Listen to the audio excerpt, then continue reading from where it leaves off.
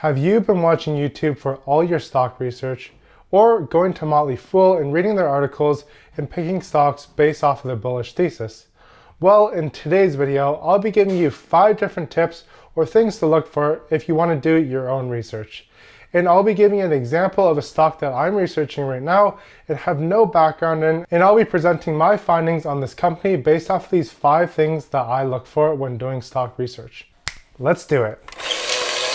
What is going on, you guys? My name is Daniel, and on this channel we talk about everything related to the stock market. And in today's video, we're going to be talking about this smaller stock called Blue Lagoon Resources, which I'm doing a bit of research on. It's not a very well-known company, which makes the stock an all the better stock for this educational video. If you haven't done so already, please subscribe to my email list, as I will be releasing news on there first. So if you want to be the first to receive updates to my channel, subscribe to that, as it's in the description as well as the pinned comment. So once you've decided on the stock that you're researching and you know what sector they're playing in, the first thing I look at is the macroeconomics. So right now I know Blue Lagoon Resources is a junior mining company, so essentially they're mining for gold. And right now there are a few things in the world that we should pay attention to for gold prices. The first thing is that elections are coming up, and there's been a lot of volatility in just the whole presidential election campaigns. First, Trump got coronavirus. Also, the debates were a bit of a disaster, and we don't even know who's going to win. It looks like Joe Biden's going to win, but Trump could stage a comeback right now.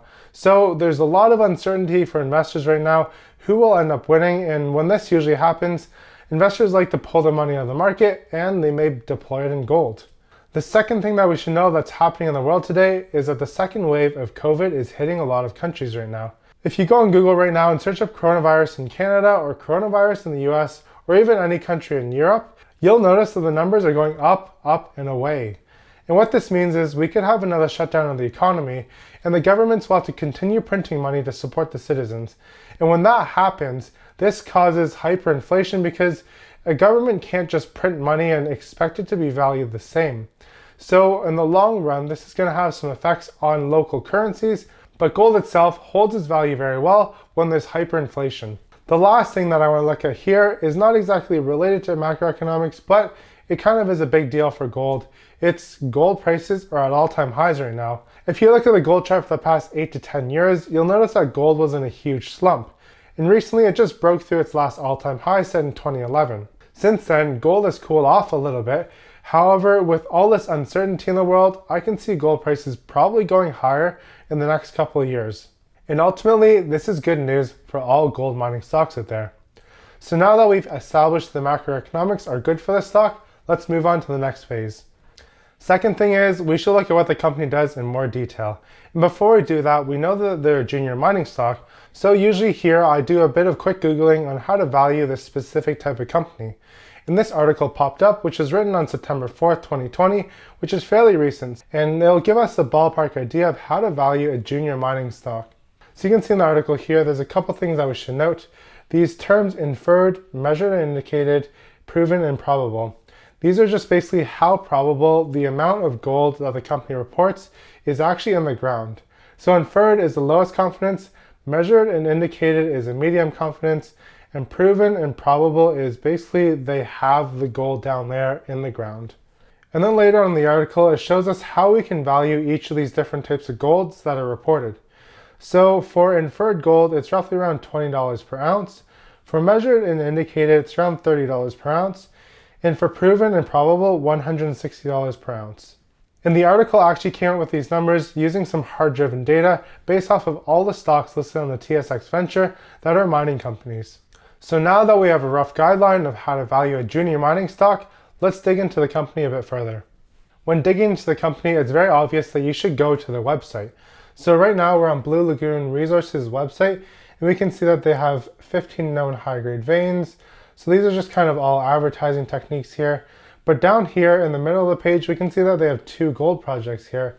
So we know that there's 2 gold projects based on this front page, and they have the prices of gold and some information about management and directors. So from here, I'll go to the projects tab to see the actual number of projects they have. And right off the bat, we can see they have 4 different gold projects. I won't dive into detail for each one. I've actually read all the pages in advance, so I'll give you the spark notes on that. One thing we should note before jumping into these projects is that I'm looking for NI 43-101 compliant reports, which means that there was an actual external auditor that audited these mines for the amount of gold. What the company says we can't always trust, so we're always looking for an external auditor to give us some non-biased information. After reading the Peller Gold project, there's nothing in this article that actually shows that they have NI 43-101 compliant amounts of gold. But there has been some work done on the company's end, and also this is a historical mine that has produced gold in the past. So right now it's sort of anyone's guess how much gold there is.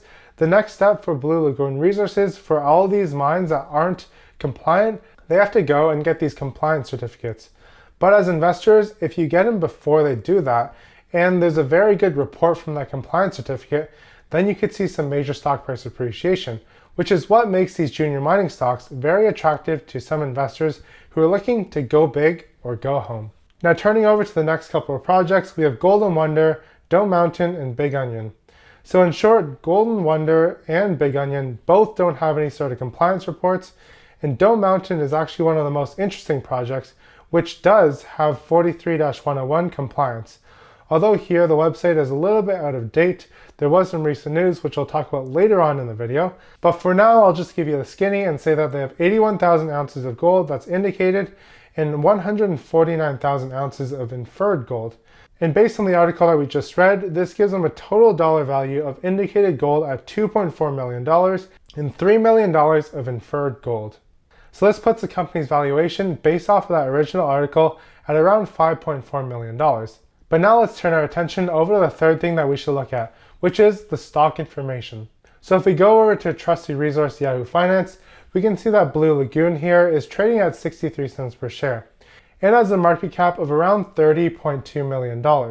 Right now, they don't have a PE ratio and they have negative earnings per shares because ultimately they're not earning any sort of income. They're a junior mining stock that is still exploring their gold mines and therefore not generating any cash. If you're interested in the stock, they trade on the ticker symbol BLLG.CN. They also trade on the OTC market if you're in America, under the ticker symbol BLAGF. Now if we jump over the stock chart, we can see that they're trading below their 100-day, 200-day, and just below the 50-day moving average. And the stock has been on a downturn from around the $2 level all the way down to 69 cents. So it looks like a lot of investors are selling out of the stock. One other thing that we should note is the volume that the stock trades at. So if we go back to the original statistics page, we can see that the average volume that this stock trades at is around 50,000 shares per day. And what that equates to at today's stock price is around $31.5 thousand. So there's not much stock that's moving in this company day to day. So any sort of big moves or big players coming in that are investing anywhere from $100,000 to maybe $1 million, this is going to really push the stock up. So for those of you guys who are a bit riskier and looking for penny stocks, this may be the play for you. But if you're a value investor, you would not take a second glance at the stock because they're not generating any cash flow. But think of this like a science company. When a science company is in the early phases of its discoveries, people get a lot of hype around it because they're solving a big problem. For example, if company A is solving for the cure for cancer, and you hear that they just made a major breakthrough, there's going to be some spike in that stock price because investors have some hope in the company. But if there is no progress later on down the road for the next year or two, investors will get antsy and start selling out of that stock. And this is probably what happened with Blue Lagoon, where they had some good news in the beginning of 2020, the stock popped, and then afterwards it kind of dropped because investors got impatient. But that's not to say Blue Lagoon will never strike gold, because they quite literally could strike gold. In the next couple of months, as they're exploring their properties and doing a lot more geological measurements, they could find out some huge gold reserves on their properties and have that compliant, and once they release those reports, that could be some huge news that could pop the stock up. Now that leads us to the next section of this video, which is where we look at their financials. Because if the company can't sustain itself for the next 12 months or so, then what good is it if they have a huge gold reserve down there if they can't even fund their operations for the next couple of months? So if we jump over to their financial statements, we can see that Blue Lagoon right now has total current assets of around $790,000 and total current liabilities of $273,000. So they roughly have 2.5 times the amount of current assets versus their current liabilities, which puts this company at a fairly good current ratio. Also, you should note that they have a lot of assets compared to liabilities, $29.6 million versus $2.7 million. But note that most of their assets come from the exploration and evaluation assets. This is taking into account some previous work that was done that costed $28 million, as well as some of the assets that they inherited when buying these mines. Now we'll scroll down further into this financial report and look at their income statement. Of course, they have no income, but they do have expenses. And we can see that they had total operating expenses in the past quarter, ending June 30th, of around $643,000. So they kept spending $643,000 each quarter. That would completely burn out their current assets in the next quarter, which is a bit of a red flag here. But for a company that knows they're running out of cash, typically they're going to be looking to raise some money.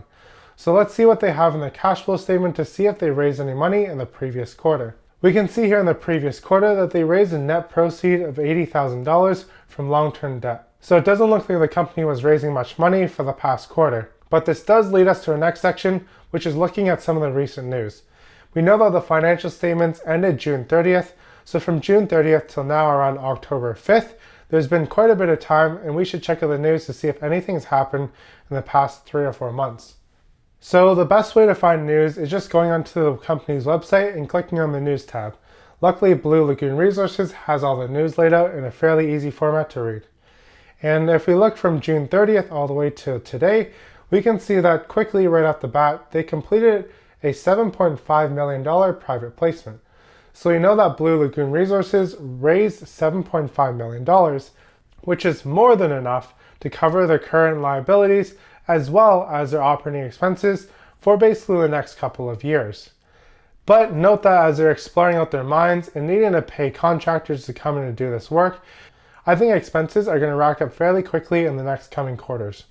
And that is quite true when we look at some of the other news here, talking about their Dome Mountain Gold project. So in this piece of news here, released July 16th, it shows that they actually got their reports for the Dome Mountain Gold project. It has roughly 85,000 payable ounces that are recoverable in this mine. And it's over 12 years that they're going to be able to recover 85,000 ounces of gold. And they're roughly estimating that the cost per ounce of gold is $987 US, and they can sell it at an average price of $1,450 per ounce. And later on in that sentence, they said it will provide them an average of $2.32 million of free cash flow per year after tax. So basically for 5 years, they can get around $11 million in free cash flow.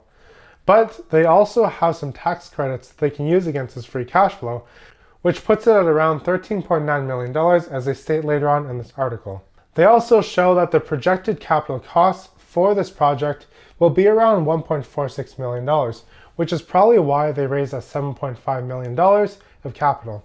Then later on August 20th, they came out with some more updates on this project. They recently got a report filed that was NI 43-101 compliant, which states that Dome Mountain Gold Mine contains an indicated resource of 81,000 ounces of gold. They also have around 150,000 ounces of gold that are inferred. They also have a lot of silver at this mine, which is around 397,000 ounces of indicated silver and 675,000 ounces of inferred silver. If you're a bit of a speculative investor and want to give this company a moonshot, they have roughly around 230,000 ounces of gold that they can mine. And if they sell it at today's market price, around $2,000 per ounce, that would yield the company around $437,000 in revenue.